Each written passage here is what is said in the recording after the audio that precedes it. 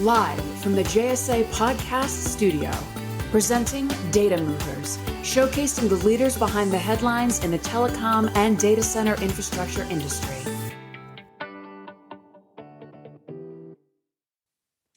Welcome to our new podcast series, Data Movers. I'm your host, Jamie Scotto-Kataya, founder and CEO of JSA, along with my fabulous co-host, top B2B social influencer, Mr. Evan Christel. Hey, Evan. Hey, Jamie. Hey, everyone. Welcome to Data Movers, where we sit down with the most influential folks in today's leading telco and data center world, supporting the network infrastructure requirements of our modern world. Speaking of our world, Jamie, you're a big Twitter fanatic, I think, huh? I do. I like a good tweet. Yeah. Mm-hmm. Yeah, you and me love the Twitter. And there's been a fair amount of drama. Elon Musk allegedly wants to buy Twitter. It looks like it's now in play. What do you think? Are you in favor of Elon owning Twitter? I mean, he's kind of, I'm one of those folks who really just loves everything that man does. Like, he's so innovative. I would be very interested in to see what he could do with Twitter. But on the same token, I like Twitter just as it is. Like, it's, and how much power can one person have? So I'm a little, can I be on both sides of this issue? Is that you can choose whatever sides or both you want. I think it's kind of another drama in the history of Twitter as a soap opera. I mean, this company has been through more machinations and dramas and ousters, and Jack left and Jack's back. And I mean, this whole thing is just more drama. And I think it's part of Elon's egomaniacal side, wanting to bid for this thing when he really doesn't even have the financing lined up to acquire it, despite being the world's richest man on paper. So yeah, it's like the soap opera. Every day you tune in, you see what's going to happen next. Yeah, but, I see a headline here saying Elon to invest $15 billion of his own money to buy Twitter, according to one report. Billion. Well, tomorrow we'll see what he tweets. That's always I guess that's right. First. But let's get on with a more practical discussion here beyond Elon's whims. What do you think? Absolutely. And I'm really excited about our guest today. As you know, with Data Movers, we really try to dive into background stories of our guests, their careers, highs and lows, their unique perspectives of the future of our industry. And we have just a stellar good friend of ours, Rosa White, here with us today. She is the co-founder and chief financial officer at DRFortress. Hi, thanks for having me, you guys. Thanks for being here. Welcome, Rosa. I won't hold it against you that you're currently joining us from Hawaii, your home base. And I know it's a little gray today, but I won't get out the violin for you. But we should first start with congratulations. I understand you guys are celebrating your 15th anniversary since 2006, if I'm right. You're the largest data center in Honolulu. And you've grown, like 10x in revenue and space, environment, power capacity. So well done. So, 10x and the biggest data center in Honolulu. What's next? Where do you go from here? Just growing some more. Honestly, we've had so much demand. We finished our last expansion this past summer, and that was about 150 racks. And we're now in the design. One of my next meetings will be with the construction team to work on our next expansion. We're looking at another 200 racks based on just a lot of demand that we see coming through our funnel. So just trying to keep up with the team and trying to keep up with all of the requirements that are coming into Honolulu. So it's an exciting time. It really is. I mean, all eyes are on DRFortress, and if we can't be there in Hawaii, we absolutely have to take the virtual tour, right? Which just launched. Can you tell us more about that and how it's helping Hawaiians and even folks right there on the mainland here in the U.S.? Sure. Well, the idea actually formulated during the pandemic. We were still giving tours, but on a very limited basis. And quite honestly, Hawaii shut down, so travel was very limited. So we quickly needed to adjust. And so we created a virtual tour. And at that time, it was very simple just to get it out, get meetings going, showing people our facility, showing them images and videos of our construction, saying, hey, pandemic might have a lot of things on hold, but we're proceeding with the construction. So from that idea, it evolved into really having an interactive virtual tour for our customers. And it's really popular. We're showing it to all our prospects. We're using it during meetings to show this is probably the location that we're going to put your equipment in. And it's close to, whatever they're interested in, the conference rooms, the UPS rooms or whatnot. So it's just a really neat tool that kind of started from the need of the pandemic. And now it's just another resource for our sales team, our channel partners that resell DRFortress, and just a nice addition to the website. Fantastic. And DRFortress is not just a tech company and a data center.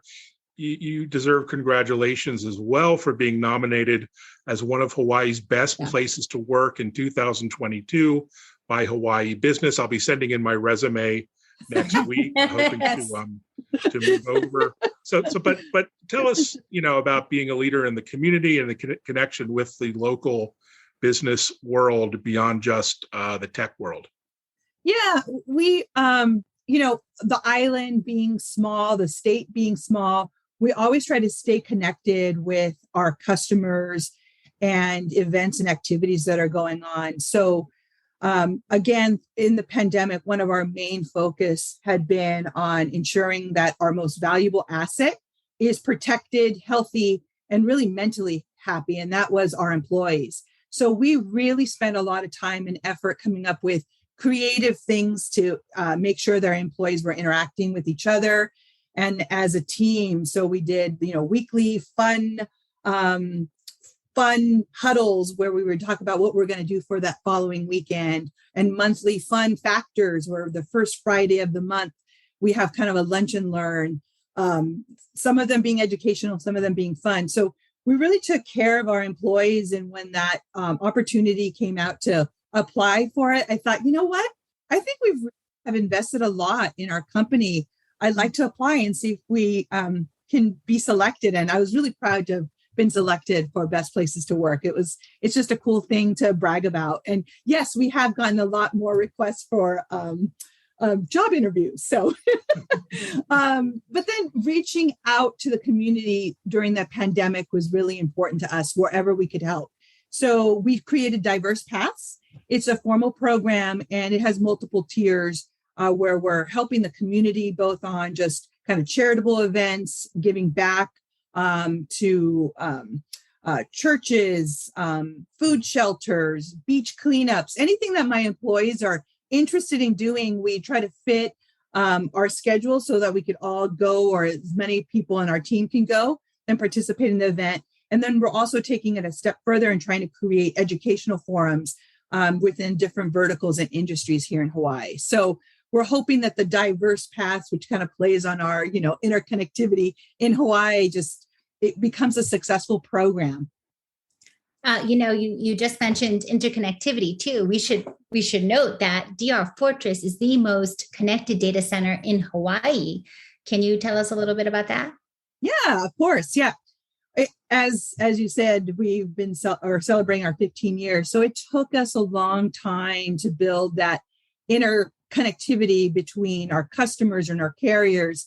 And for Hawaii, we are not only the largest in footprint, employees, but also in the number of carriers. We have almost 30 carriers now in our facility between the telecom, international telecom providers, US-based carriers, ISPs, mobile cable systems that we support here in Hawaii.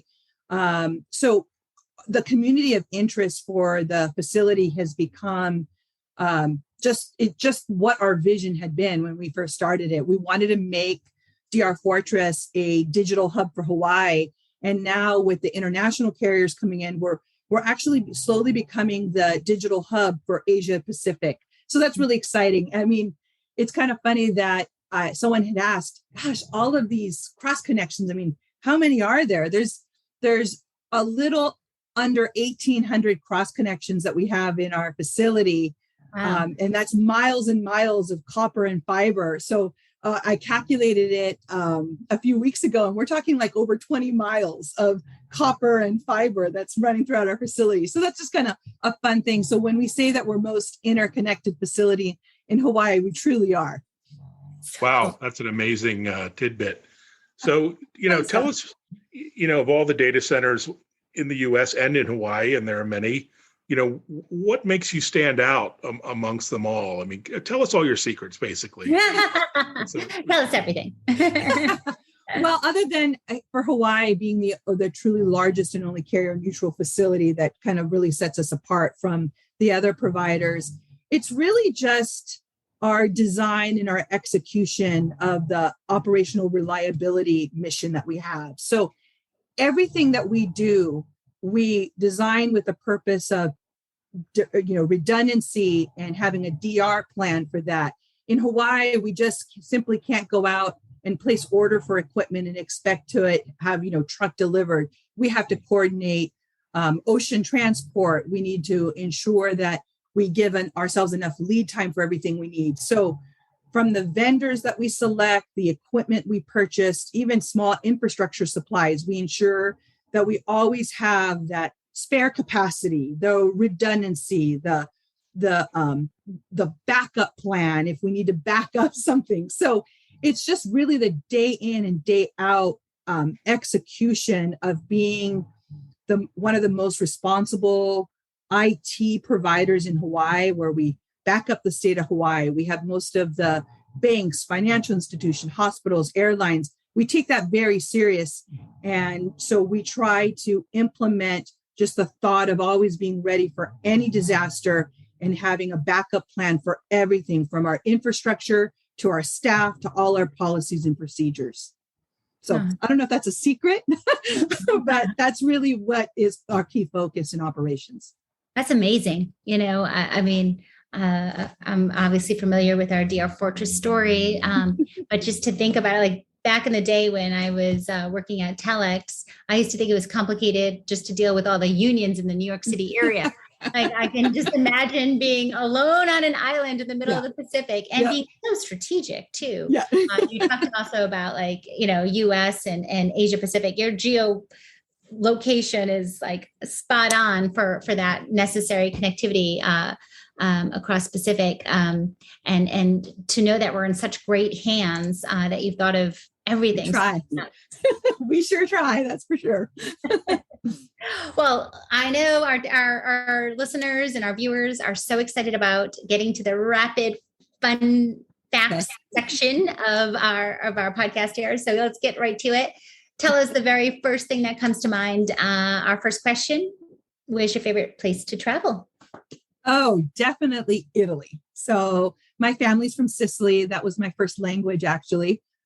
So I love to take my kids there whenever I can. Again, the pandemic kind of stifled our traveling, but we've been there twice since Hawaii was able to open up and travel.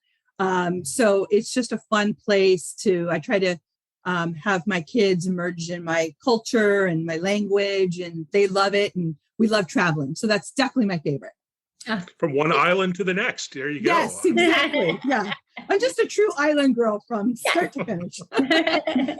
And we're all watching way too much television. At least I am. I don't know about you guys, but what's your favorite show to binge watch? Oh, I binge watched The Big Bang Theory. I actually had found it just on accident on a flight, and I started watching it, and then like the flight ended. I'm like, no, I cannot. This show stopped. So I was able to buy the seasons, and I've just been slowly watching it with my kids. And it's just a fun show. I love it reminds me of all my engineers that I work with. They're just fun and technical and super smart and super witty. So I just enjoy the comedy, and I like to, I try not to take my job so serious, but it is very serious running this data center day in and day out. So I just like to watch light and humorous shows when I have the time. And so talking about when you have the time, what's your favorite holiday? Definitely the Christmas holiday season is my favorite. in Hawaii, we don't get snow. We don't really get the cold weather, but the day after Thanksgiving, I always take the day off. All my employees know not to bother me, and I just recreate my house into a winter wonderland. So I have like this electric fireplace that you have to turn on the AC in order to have it run, but I decorate the fireplace and put up trees in every room. So absolutely, I love it. I just love the anticipation of the holidays, and just the shopping and the giving and the warmth that people express. And we always try to send out a little thanks and gratitude to all our customers. So it's just a fun time, both in the fun aspects of the holiday, but also just the giving and the warmth in people that always seems to come out during the holidays. Love it. Wow, that's a great pitch for the holidays. I can't wait. Now I'm really excited about the holidays. So last question, what's one word people might use to describe you? I think the word is energetic, because yes, that sounds right. Yep. I just love to have fun, but I also work really hard. So I spend as much time, working hard and playing hard, and just ensuring that everyone has the right resources they need at my company, that my family is well taken care of. So I just like to put a lot of energy into anything that I do. And then I always seem to feel that my energy will rub off on other people, and I just get that energy back. So it's kind of a fun thing to go back and forth with people. Fantastic. Well, thanks for joining us, Rosa. Really great to get to know you a little bit. And, it's so amazing to see wherever you go in the US, whatever state, there's just an amazing infrastructure available for our industry. And so what you're doing with DRFortress in Hawaii is just so cutting edge and so impressive. I'm just going to have to go on vacation there just to test my broadband. So I can't wait. Yeah. Thank you, guys. I appreciate all your time. Yeah. Great. Thanks, guys. Bye. Rosa, you are such an amazing source of energy and inspiration for all of us. So adore you and everything you are doing at DRFortress. Thank you for your time. And guys, if you enjoyed today's Data Movers podcast as much as we did, be sure to check out jsa.net/podcast for upcoming Data Movers episodes dropping every other week on Wednesday mornings. And be sure to follow us on Twitter. It's called Twitter for now. Name at Jay Scotto and Evan Kirstel. And as always, guys, stay safe, be green, think green, live green, and happy networking.